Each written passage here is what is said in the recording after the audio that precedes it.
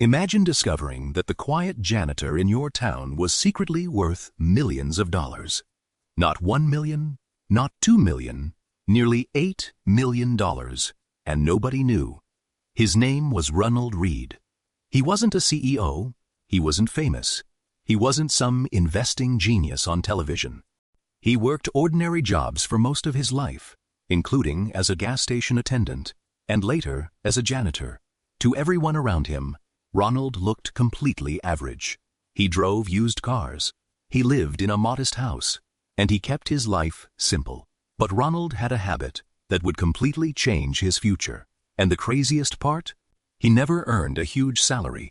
Every paycheck he received, Ronald spent less than he made. While many people upgraded their lifestyles whenever they got a raise, Ronald quietly saved and invested. Year after year. He didn't chase hot stock tips. He didn't day trade. And he definitely wasn't looking for a get-rich-quick scheme. Instead, Ronald invested in solid American companies and held them for the long run. Then, he did something most people struggled to do. He waited. 1 year passed, then 5, then 10, then 20. The market went up.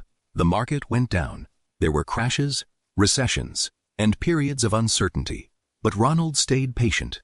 While everyone else was focused on getting rich fast, Ronald was quietly building wealth in the background. Nobody noticed, nobody talked about him, and nobody realized what was happening behind the scenes until 2014, when Ronald Read passed away. His small town learned an incredible secret.